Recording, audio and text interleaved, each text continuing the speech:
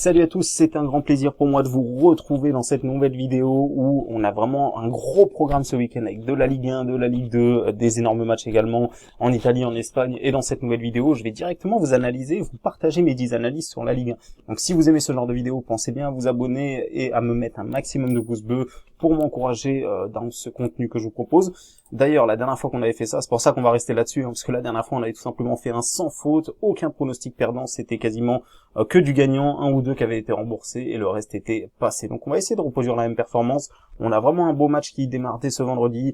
Alors juste avant, très important les amis, sachez que sur mon groupe Telegram, vous avez déjà 2-3 énormes values, c'est même pas des values, on va appeler ça des erreurs de la part des bookmakers tellement les cotes se sont effondrés et c'est souvent le cas sur Telegram, vous retrouvez directement mes mises en photo avec mes pronostics que je joue. Donc allez-y, voilà, il y en a un qui se passe en Ligue 2 ce samedi et il y en a un autre qui se passe en Ligue des Champions, mais au plus vous attendez, au plus la cote va s'effondrer. Donc c'est très important, vous avez le lien dans la description et vous pourrez suivre directement les meilleurs pronostics que je partage en public là-bas. Donc Lorient-Lille ce week-end, on va commencer doucement. Voilà, Lille, faut faire attention quand même ce week-end parce qu'il y a pas mal de joueurs qui jouent en Amérique du Sud, qui jouent également en Amérique du Nord, hein. Je pense notamment à David, c'est un très bon joueur à Lille et qui va manquer, hein, forcément, vu qu'il a joué hier, il a marqué d'ailleurs avec le Canada, et cette équipe de Lorient à domicile est quand même pas évident à bouger, hein. Et de l'autre côté on a une équipe de Lille qui est beaucoup moins performante, qui a perdu des joueurs par rapport à la saison passée, donc ça va être un petit peu compliqué. Je serais pas étonné de voir une surprise ici, pourquoi pas le 1-0 pour Lorient. Si vous voulez un pronostic sécurisé, évidemment la double chance ici, le 1N peut éventuellement se tenter, et on va passer directement au match Paris Saint-Germain-Clermont. Alors là il y a vraiment énormément d'absents pour le PSG, Messi, Mbappé, Neymar, Sergio Ramos, voilà, il y a vraiment quasiment toute l'équipe qui est pas là. En tout cas, tous ceux qui sont en Amérique du Sud ne jouent pas. Alors, je crois que Donnarumma, Marquinhos seront là, ils ont pu rejoindre. Verratti s'est blessé. Enfin bref, vraiment, ça sera pas une équipe du PSG au complet, hein. Vraiment, ce sera un gros turnover que Pochettino va devoir aligner sur ce match-là. Une équipe de Clermont qui est vraiment la belle surprise de ce début de saison. Alors, comme je l'avais dit justement dans ma dernière vidéo, ils vont finir par se calmer. Ça a été le cas déjà la dernière fois. Ils ont fait match nul face à Metz à domicile. Donc attention ici, évidemment le 1N pour sécuriser, évidemment un match nul est possible, donc vraiment faites attention si vous voulez jouer le PSG en sec. Je vous le conseille pas forcément parce que ça va être quelque chose de très risqué, mais bon voilà, pour moi, je vois quand même les Parisiens capables d'éviter la défaite. Monaco-Marseille maintenant, alors là on va avoir un match assez intéressant. Alors Alvaro qui sera pas là normalement, il a écopé de 2 matchs de suspension suite à ce qui s'est passé avec les incidents à Nice. Une équipe de Monaco qui se cherche encore, qui est en grosse difficulté en ce début de saison au niveau du jeu. Je pense honnêtement que ça serait peut-être le bon coup pour Marseille ici, donc directement le N2 pour moi ici. Je vois plutôt les Marseillais en capacité d'éviter la défaite.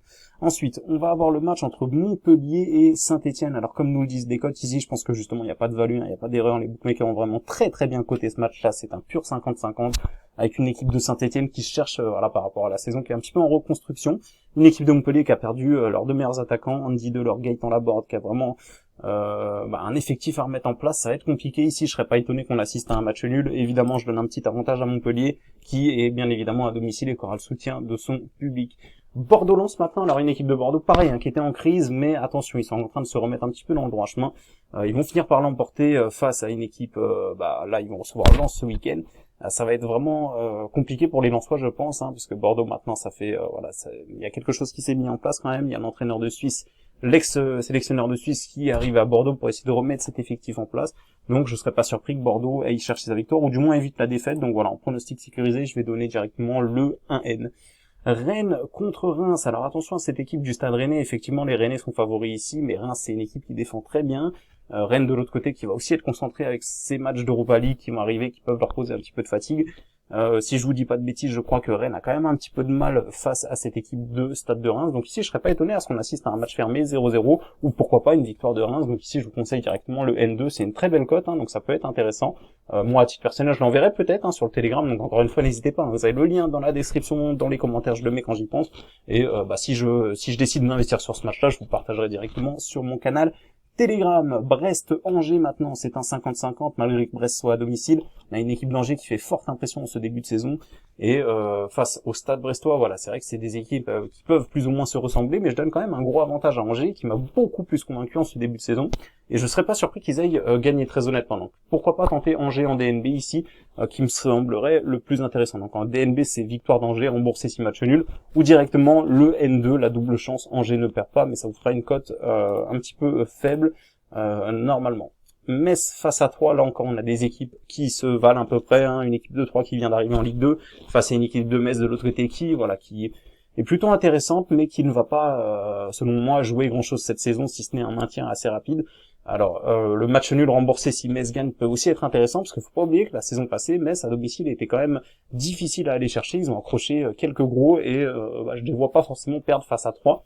Donc je vous donne directement le 1N, ou bon après c'est vrai que je penserais plutôt sur le match nul là-dessus, mais en pronostic sécurisé, pourquoi pas le 1N. Nantes contre Nice, alors cette équipe de Nice, vraiment, ah là là, qu'est-ce qu'on en a entendu parler, qu'est-ce que j'ai vibré avec cette équipe-là, et franchement c'est vraiment une équipe qui est très très impressionnante avec l'arrivée de Christophe Galtier, Dolberg, il y a vraiment un bel effectif en place, il y a de quoi faire de grandes choses. Je ne serais pas étonné que OGC Nice termine très haut cette saison, hein. En plus avec le projet Ineos, il y a vraiment quelque chose d'intéressant qui se prépare, face à une équipe de Nantes de l'autre côté qui, à mon avis, je les vois un peu faire comme la saison passée, c'est-à-dire jouer un petit peu la relégation. Voilà, à mon avis, ça risque d'être très compliqué cette saison-là pour le FC Nantes, qui s'était déjà maintenu in extremis la saison passée, hein. Ils avaient dû garder leur place en Ligue 1 via les barrages. Et face à une équipe de Nice, ça me semble vraiment beaucoup trop fort, beaucoup plus complet.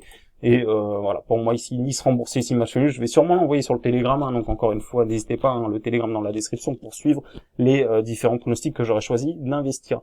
Lyon face à Strasbourg. Alors là, je pense que honnêtement, les Lyonnais sont réveillés, sont enfin lancés, et face à une équipe de Strasbourg qui prend vraiment pas mal de buts, hein. Honnêtement, de ce que j'ai vu en défense, ça va être compliqué à gérer pour les Strasbourgeois. De l'autre côté, Lyon, voilà, ils vont vraiment finir par se réveiller, et je serais pas étonné qu'ils se réveillent là et qu'ils mettent un gros score de 3 ou 4-0 face à Strasbourg, à domicile en plus. Donc voilà, pour moi ici, il y aura pas forcément débat. Je vois assez largement Lyon l'emporter. Donc voilà pour mes analyses Ligue 1. J'espère que ça vous aidera, hein, dans vos pronostics. Et moi, pour ce qui est de ma part, il y a déjà un pronostic qui est placé sur le Telegram. C'est sur de la Ligue 2, hein, donc ça se passe ce samedi.